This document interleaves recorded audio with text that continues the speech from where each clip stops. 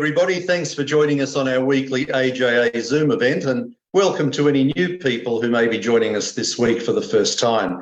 We also have people watching on Facebook, and there are some who listen to the audio replay, which is broadcast every Thursday at midday and Sundays at 4 p.m. on JAir Community Radio. That's at FM 88 in Melbourne or j-air.com.au everywhere. So welcome to you all.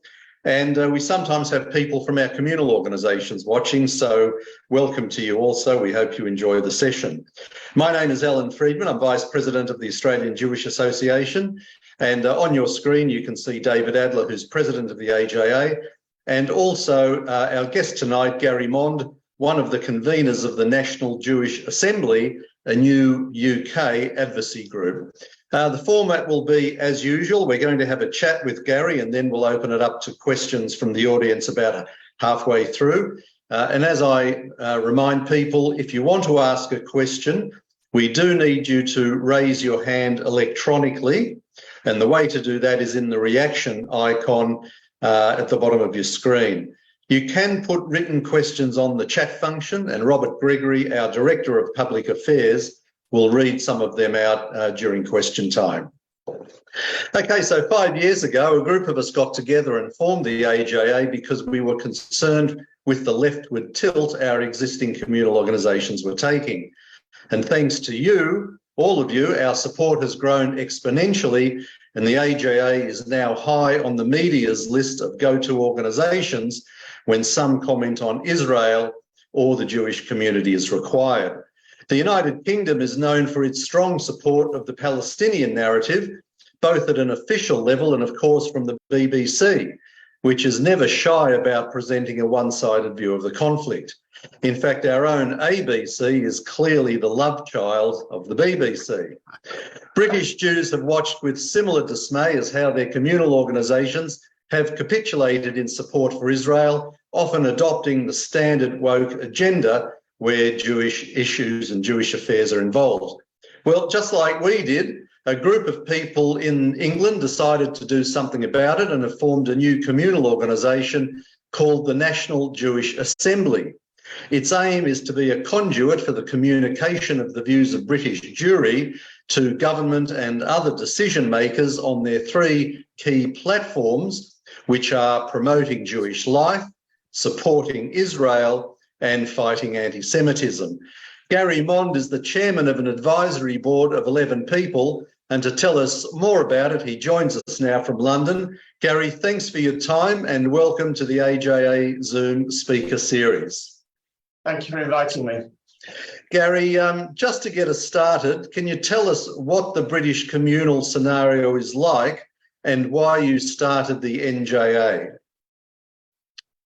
It seems very similar to what you have in Australia, really. Our communal organisations tend to lean politically to the left. There isn't really too many, if any, strong voices for Israel in the UK who would also take a serious view on fighting anti-Semitism and supporting Jewish life. So we're essentially filling a vacuum.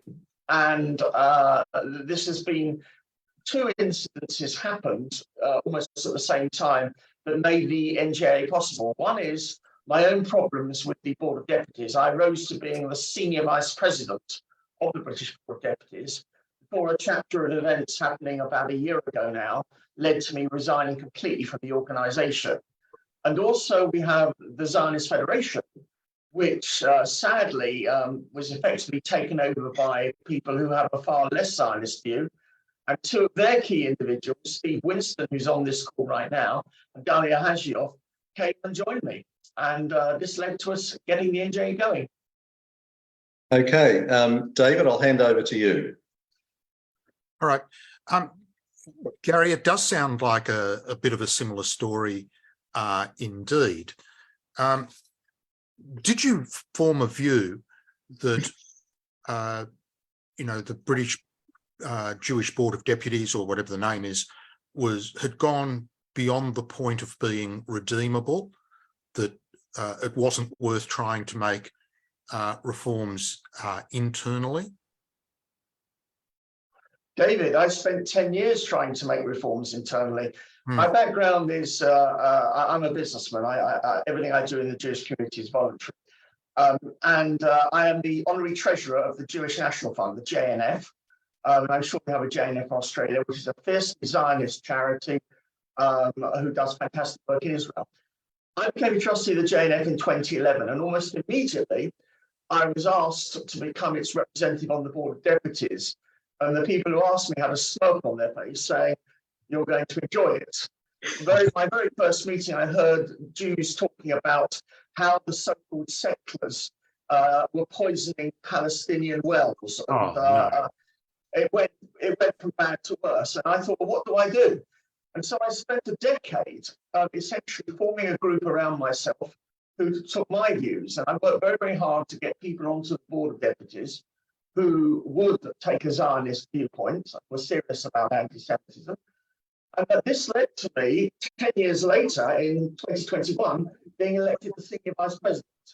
However, the left were out to get me. They were out to get me from the first moment. Everything I said that was remotely conservative or remotely pro-Israel, I'd be jumped on. It all began when I used the expression "all lives matter," which I'm sure, as opposed to Black Lives Matter, and I was saying it in a general sense rather than to put black people down, but that was still beyond the pale. Then we had a situation when the deputy leader of the Labour Party in Britain, a lady called Angela Rayner, had called all Tories scum. And when a few weeks later a Conservative member of Parliament was murdered, a man called David Amos was murdered, I put a post on Facebook saying how tragic this was, and Angela Rayner still hasn't apologised for her comments, which lead to events like this from happening. And this sent the left absolutely ballistic. And the irony was, a few weeks later, Angela Rayner did indeed apologise. But I was a marked man from that point on. Then the next thing that happened was the chairman of the JNF, who I have the greatest respect for, made a comment to the press saying that immigration is an issue that needs to be discussed. This led to demands for me to condemn my own chairman in the JNF, which I patently refused. And the JNF was later on censured by the Board of Deputies. The trustees, the 11 trustees of the JNF, was publicly censured by the Board of Deputies. But when I saw this coming, I realised that the game was up. I didn't want to have anything more to do with the Board of Deputies. I wanted to see what I could do as an alternative organisation, and I resigned. That was on January 13, 2022. By May, I had the organisation up and running. In fact, it was the end of April we started. Gary, I've answered your question. Yeah, Gary, did the old organisations, did they get involved in any of the non-Jewish woke issues? Of course. LGBT, of course. climate change. Absolutely. Not so much LGBT, but certainly the climate change issue, certainly immigration, which is a very big issue here.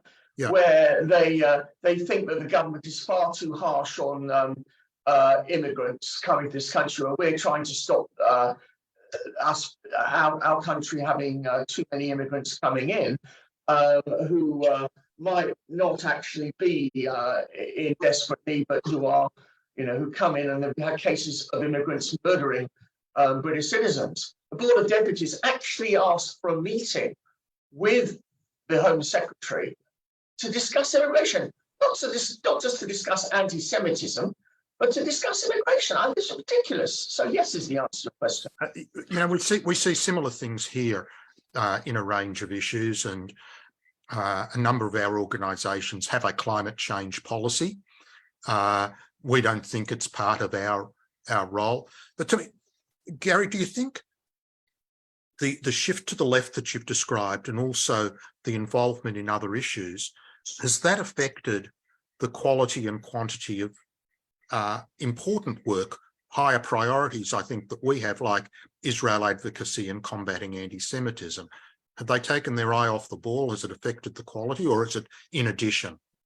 There's quite a lot to be said about that. Firstly, it isn't a shift to the left. Certainly, if that shift has happened, it happened 20 years ago, because as far as I can see, this left-wing situation has been present for a long time. We had a group form about 10 years ago called Yahad, which calls itself pro-Israel, pro-Palestine, pro-peace. And you can hear just from that heading that they take a very left-wing view of the situation. However, we do have a few very good groups who are fulfilling the void that our Board of Deputies doesn't seem prepared to go into.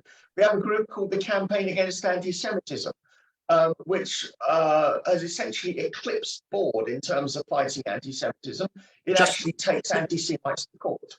Gary, can I just let you know that we are the Australian affiliate of that organisation? Yeah, I mean, Gideon Falter, the young man who runs it, is absolutely splendid and does great work.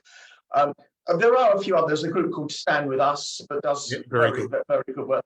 What our USP is essentially is that we want to be we want to have members and give the members the chance, without going through any complicated processes, the members the chance to give their views.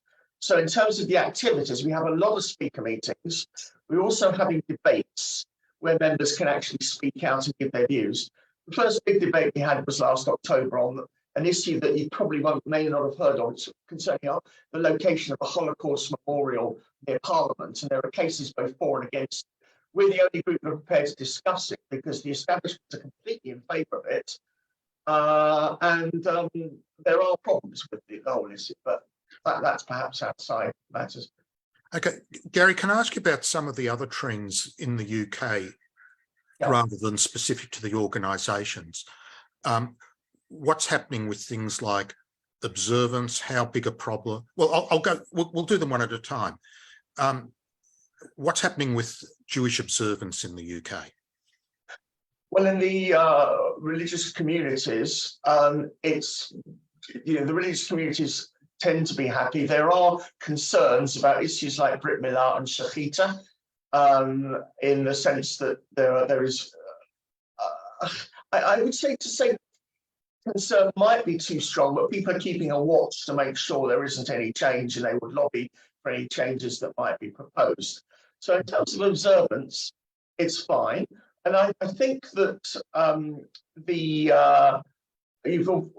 got our United Synagogue, which is modern Orthodox, and we have Masorti, we have Reform, we have Liberal, we have a variety of groups.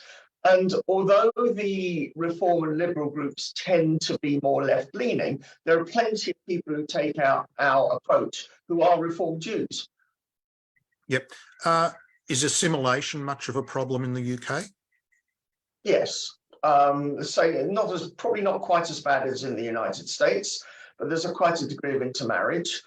It's not something that, it's a trend that I don't think we can really resist, although obviously the modern Orthodox synagogues are doing everything they can, and have been for the last 50 years doing everything they can to try to help Jewish people marry other Jewish people.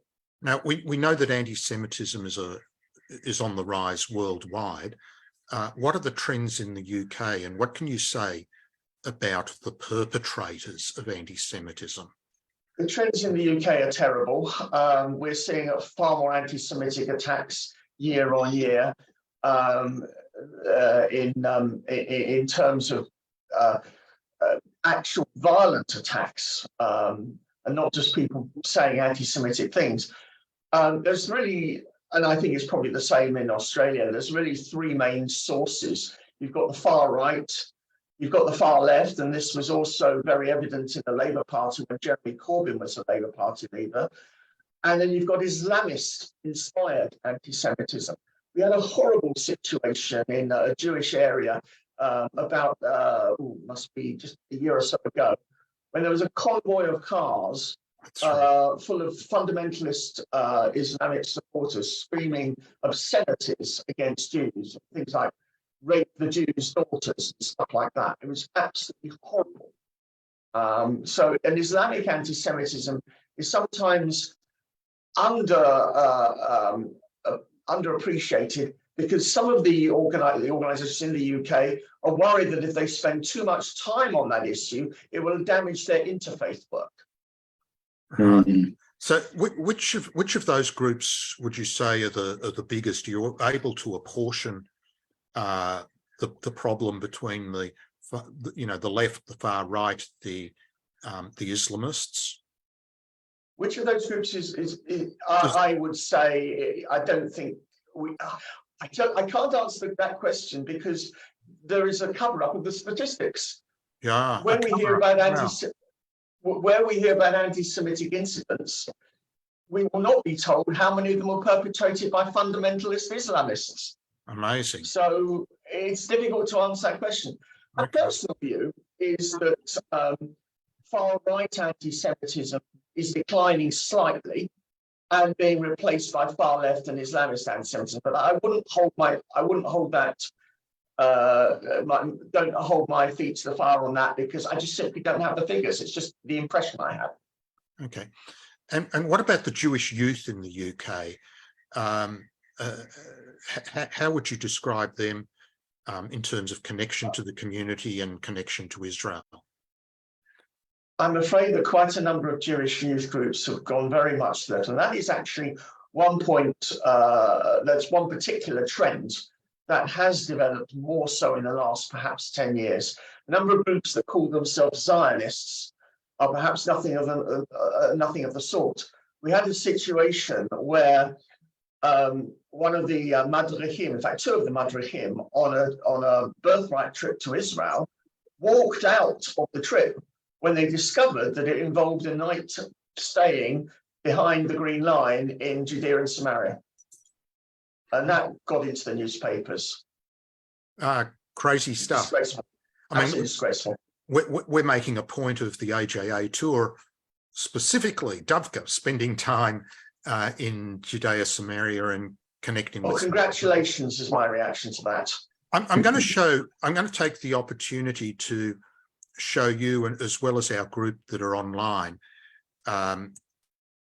we have an Australian Union of Jewish Students, AUJS. They've recently established a new division, and I would have thought if they were going to focus on something, they might focus on combating anti-Semitism on university campuses or maybe Israel advocacy. But here's their new division. It's called AUJS Queer, and the rainbow flag and all this sort of thing. I have no idea whether the donors to the Jewish students are aware of that. Do you see anything similar happening with the youth in the UK getting involved in all sorts of things other than what we might regard as mainstream Jewish issues? We're probably not quite as far down the road as you are in that regard, but I could easily see that happening in a matter of a few years' time. Okay. Alan, do you like to jump in on at this stage? Yeah, okay. Thanks, David. Gary, looking at your website, you seem to have quite a lot of people. Are you all volunteers, and how did you actually go about finding them? Right. There's two categories of people, the volunteers and the paid members of staff. There's an advisory board which is entirely staffed full of volunteers, of which I'm the chairman, and we have two vice chairmen and 7 or 8 about. We're going to be recruiting a new person later today. And so it's approximately 11 volunteers. We have an advisory board that does exactly as what it says on the tin, gives advice. And we have a WhatsApp group, and we're all chatting with each other all the time about things, what we should be doing, what activities we should be doing, and so on. And then we have staff. We have a managing director, Steve Winston, who's on this call, a lady called Dalia Hajioff, who is our events and projects manager, and an Australian gentleman called Heath Sloan. I don't know if Heath's on this call or not. He is our press and marketing manager. He used to be, I believe it was at the New South Wales Board of Deputies for a year or two, where he was their political officer. And then we also have a young man who does our social media, and we have 2 other consultants who help us with all matters to do with IT. And we've just in the last week or 2 have appointed an honorary president, who is a lady called Baroness Ruth Deach. She's a crossbench member of the House of Lords, and is immensely respected in the Jewish community. And holds our views without a doubt. And were people, it sounds like they were happy to join your organisation. Did you have to sort of tempt them to come in, or was there a lot of people who... We operate, our organisation operates on a membership strategy. It's exactly like a political party. It's probably the same in Australia. You pay a small sum of money, I don't know, in England it's £25 or £30 to join a political party. In return, you're invited to lots of meetings, generally at least one a month, sometimes two a month. You're invited to join committees on particular topics like anti-Semitism or Israel or Jewish life. You're invited to get involved in whatever way you want to get involved and participate in our meetings and in our debates. Then after a year, you'll be asked again for another £25 or £30. Exactly like a political party. And as of today, we have roughly 300 of these, 300 members.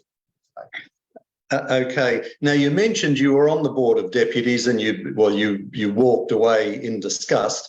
What's been the reaction of the existing communal organisations to the formation of the NJA? The official reaction is to ignore us, is to absolutely try and act as if we don't exist. It's almost like when a Jewish child from a religious home goes and marries out, he's geschmattered, and it's the same thing. We are regarded as beyond the pale. Don't even go there. Don't talk to us. If anyone talks to the board about saying, well, should we address the NJA? They say, absolutely not, have nothing to do with it. That is the reaction of that I'm getting from the establishment. We've been quite a few. We have a lot of guest speakers now. We tend to do them in groups of 3. So say a weekday evening, there'll be over 2 hours, 2.25 hours, 3 speakers at 45 minutes each. They've probably had about 20 speakers so far, and there's probably going to be another 40 or 50 this year. But I think I've had 5 or 6 speakers turn us down simply because they've been told by different people, no, don't go there, don't go there. Yeah, I was going to ask you about that because with the AJA, whenever we've had a speaker, our communal organisations, we've heard that our communal organisations have lobbied people and venues to cancel our event or not appear at our event. So our existing communal organisations are overtly hostile. It actually sounds as if your situation is not quite as bad. Not yet, though. There is one prominent guest speaker who we had, who after the event, which went very well, received a phone call from a senior figure in one of the communal organisations saying, "How dare you speak to the NJA?" So it's quite. There is a degree of wanting to crush us, but they can't really. Yes. And how are you funded, Gary? You've got paid employees, so you obviously need a cash flow. Most of the money is coming from me. About 90% is coming from me. However, we're currently seeking other funding, and not so much to dilute me, but we need other funding so we can expand. I would ideally like to have another 2 further employees at the present time, one who will focus entirely on membership and liaison with synagogues, and one who will probably boost us on the political lobbying side. Yeah. I noticed on your website you've got some subcommittees which cover topics as we would expect: Israel, Jewish life, anti-Semitism in the media, that sort of thing. But there's one there that intrigued me, and it's called radicalisation. What's the story? Yes. The story there is that one of the issues that we're very concerned about, it's actually because there are really 2 different areas of anti-Semitism to look at. One is the more general area, but there's also the issue that young Muslims are being radicalised, and we think that it would help the fight against anti-Semitism if we could do something to stop it. There is a government organisation called Prevent here in the UK, which has that objective, and we want to support their objectives.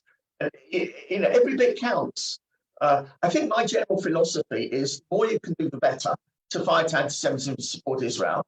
And if there are other organisations, like, for example, the CAA, who are doing it, we say, bravo, keep it up. We'll work with you. We'll do what we can to support you. But every little bit counts. The more different organisations who can do things, the better. Yeah. Now, you've said that the NJA will commit to supporting the State of Israel, but without interfering in the country's internal politics or foreign affairs. Absolutely.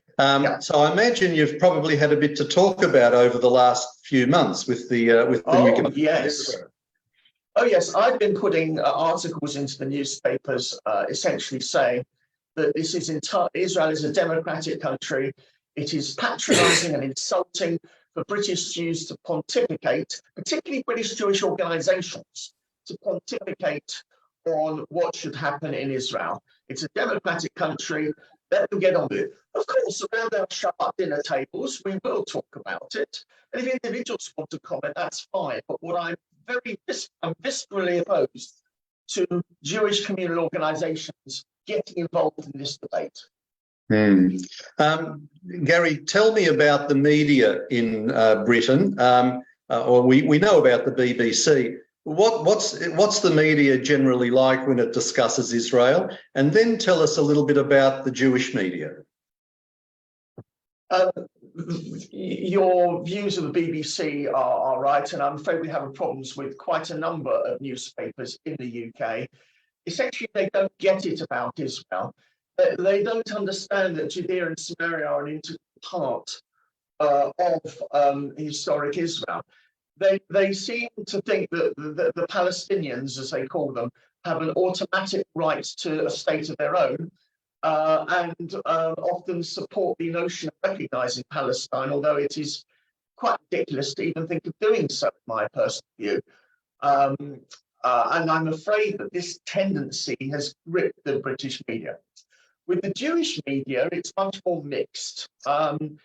There are some Jewish newspapers who have got quite a sensible line, actually. There are others that are more problematic. And also, I think it's wrong to actually label a particular newspaper as being on the right or left, because I've noticed in our media, sometimes you get a newspaper that would seem to have left-wing views, occasionally puts an article from someone on the right. And equally, you see a newspaper with right-wing views occasionally puts in an article from someone on the left. So I don't tend to like labelling the Jewish media very much. And how many Jewish newspapers do you have? Because here in Australia, really Melbourne and Sydney, we've got just the one. There's a couple of smaller ones, but really one major publication. I would say there are 5 prominent ones in the UK. There's the Jewish Chronicle, there's the Jewish News, there's the Jewish Weekly, the Jewish Telegraph, and there is a newspaper, the Jewish Tribune, which is very much for the Haredi community. Right. And do you missed any of them out and they're listening to this call, my apologies. And do you have a problem with any of the Jewish newspapers effectively not reporting on anything that you might do? Yes and no. If I push them hard enough, they usually report. But we do send lots of press releases that don't get included. So it's 6 of one, half dozen of the other. There isn't a clear answer to that question. Okay. We'll go to questions in a moment. I just want to ask you, are you making a point of lobbying the various politicians on both sides of the political divide?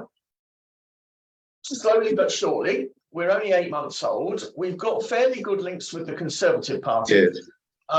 We've got our first government minister coming to speak to us in April, and I'm hoping to get a second one in May. With the Labour Party, not so much, and I'm seeking to improve that because even though they're less friendly towards us, I'm hoping we will get at least 1 or 2 prominent people from the Labour Party to speak to our group this year. Okay. All right. If you're listening on JNF, this is the Australian Jewish Association Zoom event, which we have every Wednesday night. Our guest tonight is Gary Mond, one of the conveners of the National Jewish Assembly, a new communal organisation in the UK. I'm just going to hand over to David, who's going to tell us a little bit about what's happening next week. and a couple of other promos, and then we'll come back with questions. So I've got Michael, Leon, Moish and Victor lined up. So if you want to ask a question, now's the time to put up your hand. Over to you, David. Okay, thank you very much, Alan. As we do each week, want to remind you that AJA does need your support.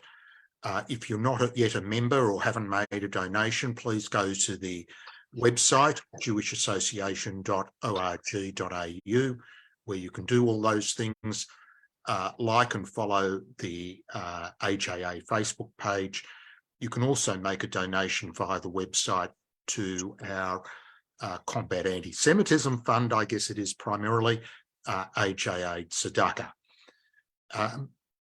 Next week, if you are politically correct, please don't turn up, because we are focusing on the subject of sex, gender and politics with Catherine Deeves, who's the co-founder of Save Women's Sport. She has received death threats. She's had to relocate her family out of Sydney because of her views. And as sort of Alan and Gary were talking a little bit, she's been cancelled a lot, but there are certain ethical issues and certain values that relate to Judaism, and we will be discussing sex, gender, politics next week. Now, Alan, do you want me to do your 1 minute video? Yeah, let's show everybody the video, because now's the time to start thinking about this, if you're inclined. Okay, here we go.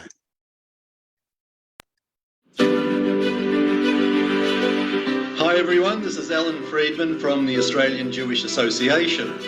I just want to remind you about our mission to Israel later this year. It kicks off on Wednesday the 3rd of May, and for 8 days you will be treated to a range of sites, information and lectures on the politics of Israel, but definitely not from a left-wing perspective. We are inviting you to join the AJA team of David Adler, Robert Gregory and myself for an all-inclusive tour of Israel that promises many unique and exciting experiences. You can find all the details on the webpage, so if you are looking for something special to do later this year, we would be delighted to have you join us. Please visit the mission link for further information.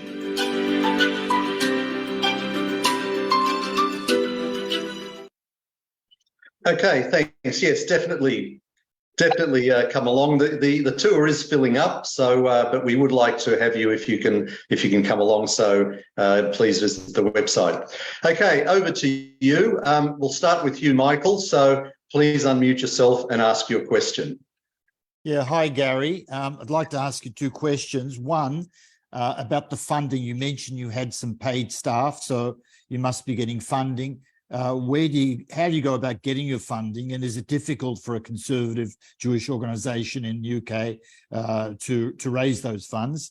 The other thing is there's approximately 280,000 Jews in UK and approximately 3 million plus Muslims in what the great Melanie Phillips described as Londonistan. So it must be a problem for you to push the Israeli narrative when you're so overwhelmed with the Muslims who are basically aligned with the socialists. Is that how you see it? Right, to answer your first question, roughly 90% of the funding is coming from me personally. The other 10% is coming from a couple of small donors and our membership subscriptions. We charge, as I said, £30 a year for a member, and we have around about 300, probably moving towards 325 members now. Our target is to get 1,000, but I'm also looking. I'm in touch with a couple of philanthropists, Jewish philanthropists, who share our views, and you know, we don't need very much more. We probably need to roughly have 50% more funding, and then we can employ 2 more people. So, but I think over time we'll get more ambitious and we'll want to do more, and therefore we will need more. So that's the first part. On your second question, at the moment, all we can do is we try not to think about the demographic situation. it's more a question of we know we're right, we know we have good arguments, we need to convey those arguments to decision makers. It's as simple as that. Whatever we can do to achieve that, we are seeking to do. Yes, there's actually just an interesting question on the chat group, Gary. Can EU country people become members of the NJA? They can, but the answer is yes. We've got, I think, one or two who are, but Okay. The vast majority are. We also have one or two members who are not actually Jewish, or only got sort of like a Jewish grandparent or something. But the vast majority are British Jews. Okay, Leon, your turn. Please unmute and ask your question. Leon doesn't have a camera, and then we'll go to Moish. Hello, Gary. Gary, has the NJA succeeded in attracting young people to its ranks? And second part of my question is, despite the shortcomings of the old Jewish organisations, have they had any successes recently in promoting Jewish issues vis-a-vis governments, authorities, media, and so forth? Okay, the first question, yes, we have got some young members. We've got a young NJA group, and it has a chairman. It needs to grow. It's had its first meeting in November with like sort of 20 people attending, but we're working on it growing this year because we know of quite a number of young people who are to our way of thinking with regard to Israel. It's just a question of bringing them all together. So that's the first question. The second question was, has the other community organisations enjoyed any successes?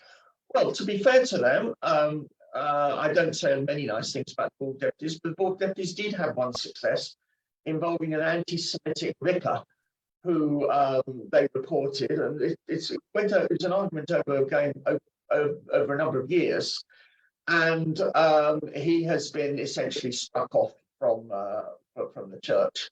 So yeah, occasionally they get a success, but I think it is only occasionally. Yeah, and of course with the young people, Gary, we know that the younger cohort are coming out of universities with very strong left-wing views. So I imagine, like us, you're finding it a bit of a challenge to find the kids with a bit more right-leaning views. Yes, it is. There's two things. One, we have to all we can do is get our arguments across as best we can. And secondly, there are quite a number of younger people who have got pro-Israel views. The work, for example, that the JNF have been doing, I have my other hat on, I'm the treasurer of the JNF. The work we've been doing is we have a young fellowship group where we take generally 10 or up to 20 young people to Israel each year, and we keep in touch with them, and they become the youth leaders of the future. So, Okay. Moish, I think that's you, so please unmute and ask your question. You don't have your camera on if you do have a camera on your device. Which one's Moish? Leah Trebish. Is that Moish? Yes. Thank you. In terms of the personalities in the mainstream Jewish community, what we call it the mainstream Jewish community, how many of those would be members of a United Synagogue Shul, and how many of them would be Shomrei Torah Mitzvot in the sense of attending Shul during the week, Shomer Shabbat, and so on? Second question is there an organized Likud group in the United Kingdom like Habonim and Likud and Beitar and Likud? Right, I'll do the second question first. The answer is yes. There's a Likud UK group, and there are other groups as well who have Likud views. I don't know how big they are, but they certainly exist. And they do their very best to make as much noise as possible and get as much publicity as possible. Sometimes they participate in rallies, or they even organise little rallies in London in support of businesses that trade with Israel and against businesses that boycott Israel. So the answer to your question is yes, they do exist. Of course, they could be bigger and stronger, but they do exist. The first question is it's mixed, is the answer. My understanding is that there is at least one leader of a major group who is prominent in the reform community, but I think overall the answer is mixed. Okay. Victor, your turn. Please unmute, and then we'll take a couple of written questions from Robert. Victor, you need to unmute. That's it. Thank you very much. If I may, it may not be classified as a question, but if I may put this to you, I've never developed the skill to see the demarcation lines between different views of right, left, centre, right. I've always approached matters in the terms of talking and listening and discoursing. So I find in my life's experience that people who classify themselves in different categories are inclined to be somewhat obsessed about being within the parameters of the category they choose, hence routinely, by reflex, disagreeing with what their other categories that they criticise express. Now, turning to the specifics, I really enjoy AJA. For me, it's a very well-run, great programs, great information. So I really enjoyed being part of it. I am not. If one was to classify me, I'd be centre, right of centre. But the point is this: AJA is the only organisation that I know that has used the expression "sinat himam" a number of times in its publications.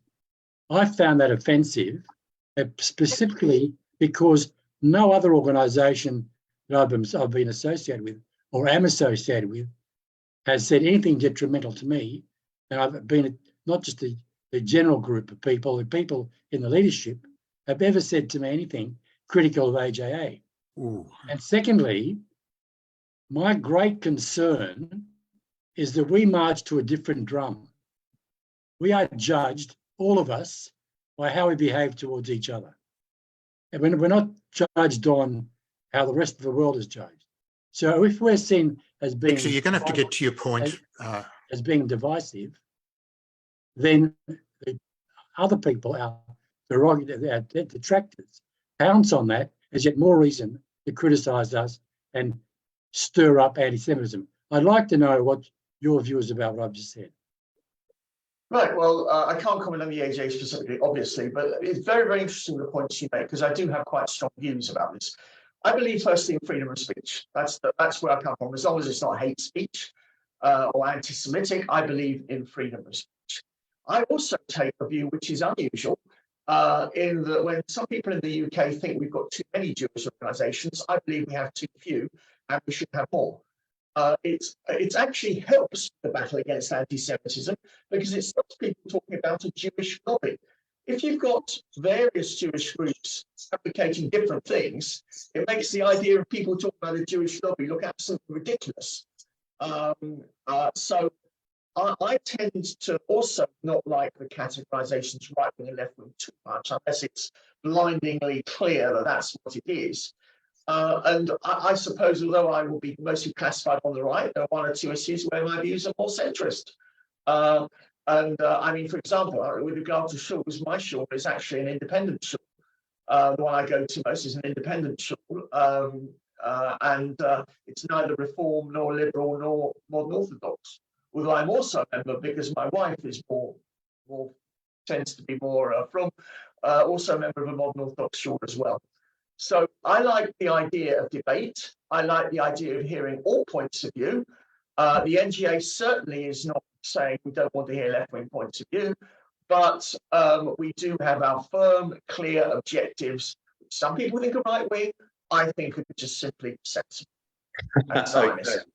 Good on you. Robert Gregory is our Director of Public Affairs. Have you got some written questions, Robert? Yeah, we've got quite a few written questions. So thanks, Gary, for doing this. It's really good to be able to hear you. So I wanted to ask, what are some of your frustrations and some of your successes that you've had? And then a related question, what opportunities do you see potentially for collaboration between AJA and NJA moving forward? We're only 8 months old, the NJA, and time will tell what sort of successes we're going to have, but it's going to be issues like individual incidents where we want to see action taken with regard to anti-Semitism. We want to see action taken with regard to the denigration of the State of Israel, and we want to see action taken with regard to protecting Jewish life. So I think this is a question that will be a good question in a year or so, rather than now, because we are still very, very new. And in terms of collaboration, I think that there may be political initiatives that maybe we could do together. But I also know you've got a trip coming to Israel in May, and another, maybe not this year, but certainly maybe the following year, if this is an annual event. I think we might like to do something jointly with you on a trip to Israel, for example. Yeah, we'd love it. Robert, anything else from you? Yeah, and so regarding, someone mentioned the EU, with Jewish groups in the EU, are there similar groups to the NJA operating in the wider? We are affiliated. One of the very first things we did was to affiliate to a group called the European Jewish Association, run by a splendid gentleman called Rabbi Menachem Margolin, which is quite effective across Europe. It's got something like 90 to 100 affiliate groups. We're the only one in Britain at the moment, actually. Most of their affiliates tend to be more in Eastern Europe, I've noticed, looking at the list. Certainly, I'll give you a little example. The EJA, we're having a big Yom HaAtzmaut event for Israel's 75th birthday on the 26th of April, and the EJA is supporting us in that regard. So the answer is yes, there are quite a number of European Jewish groups, and many of them are quite small. And what the EJA has succeeded in doing is uniting these groups into one major infrastructure. This is different just the politics here. There's another group called the European Jewish Congress, which only has one group per country affiliated to it. And that group is what is regarded as the establishment Jewish group. So there is a difference, interestingly, at European level in terms of advocacy. Okay. Just one more question. What about the Abraham Accords? Has that changed a lot of things for you guys? Or what's your position on that? Well, our position is very supportive. Has it changed very much? Not as much as it should have done is the answer to that question.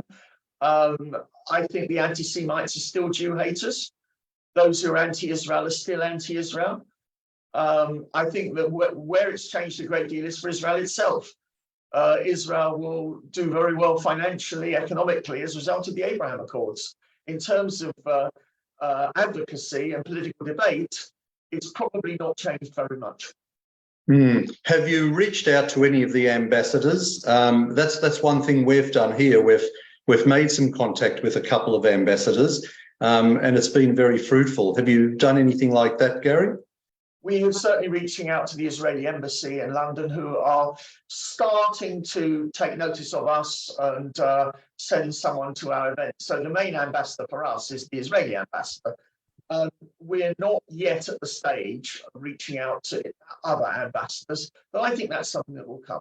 Remember, we're at the moment doing the fundamentals because we're the new kids on the block. Yeah. Okay, Jeff, your turn. Please unmute yourself and ask your question. Shalom, Gary. I don't envy you. Shalom, Gary. I don't envy you with respect to contemplating where have all the Jew haters in the Labour Party gone. A few years ago, they had the chief Jew hater of all time as their leader. So I wonder, what are your chances of making inroads into friendships a la Labour UK if their former leader and all their former other haters of Judaism are still there? Good luck. Thank you. That's a good question. Things are a little bit more complex than just simply saying that, the former leader is a Jew hater. there are quite a number of people now in senior positions in the Labour Party who are very pro-Israel, although they also have the unfortunate tendency to believe in a Palestinian state. To which you might say, how can you be pro-Israel if you believe in a Palestinian state? But at least it's an improvement on being outright wanting to see Israel destroyed, which is what some on the left of the Labour Party wanted to. It's something that is very important to me that we make some inroads within the Labour Party. There will be Labour members of Parliament who will be closer to our viewpoint. We're going to get them along to speak and talk to them and eventually try and gain some influence. I can't really say more than that. Okay. It's going to be difficult. You're right. Yes. Gary, you mentioned before about Shchita and Brit Milah. Have these been a problem for you in the UK?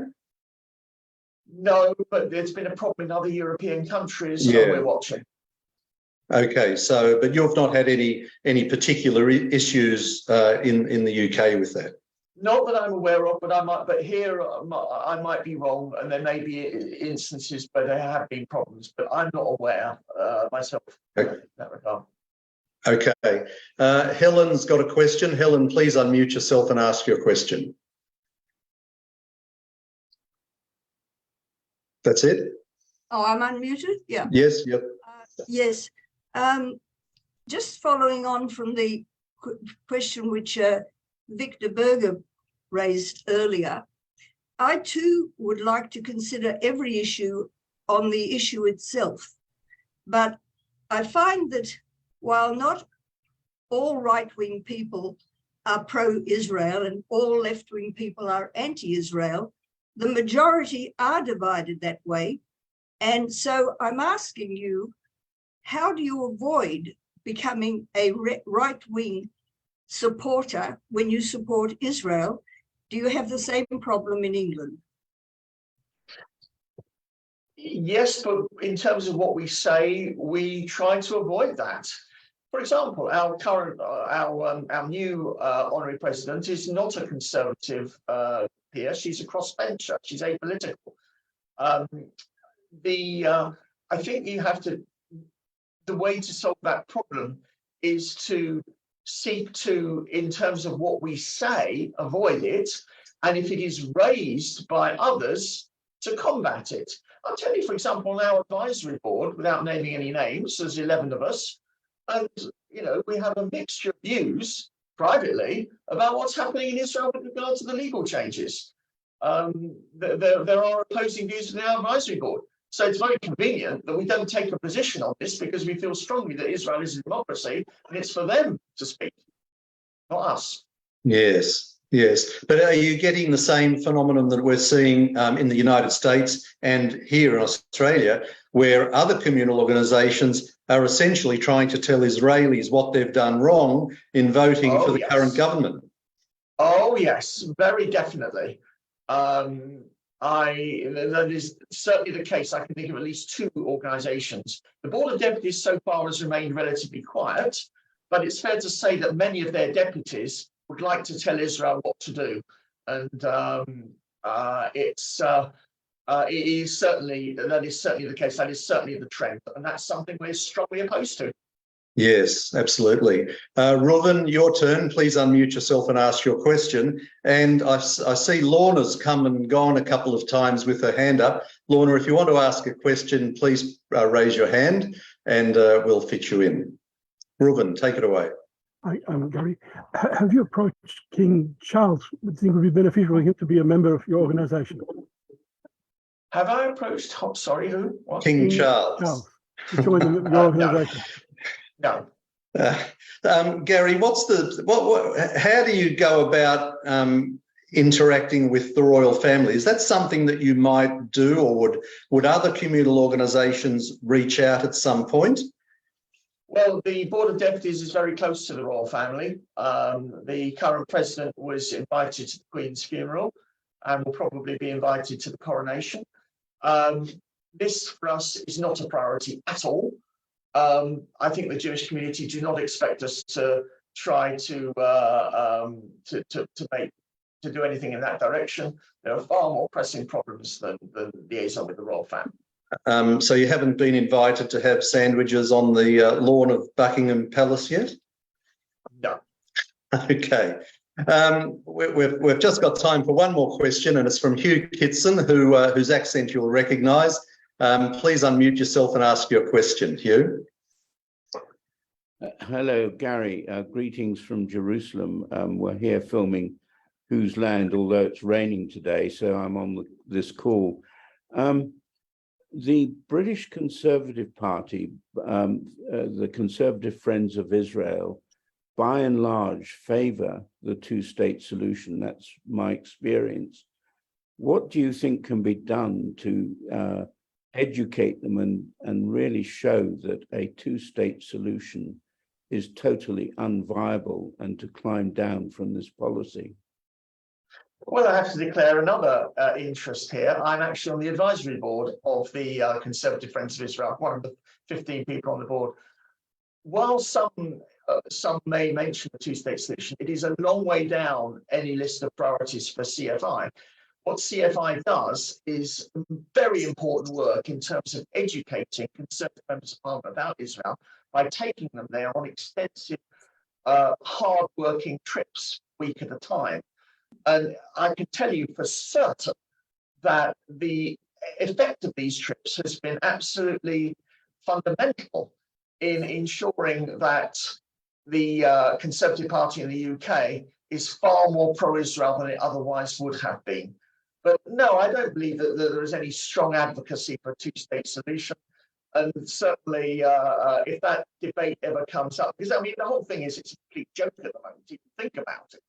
So, but if that debate ever comes into play again, I certainly will be arguing against it. Well, that's an interesting topic, and thanks, Hugh, because here at the AJA, we've taken the view that the two-state solution is a failed solution, and we're arguing that there needs to be some other discussion to be had.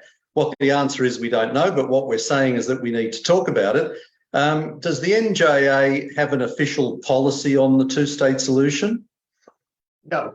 The Board of Deputies does, as a matter of interest. It supports two-state solution, and they had a debate about it 2 years ago, 2.5 years ago, and passed a resolution in support of it.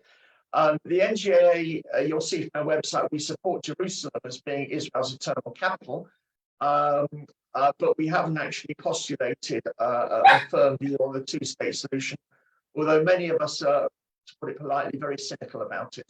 Yeah, we do go a step further, and AJA has as one of its principal policies a statement on Israel that basically says that Eretz Yisrael includes Judea and Samaria. We make the same statement as you, Gary, on Jerusalem, but Alan often refers to it as the two-state delusion.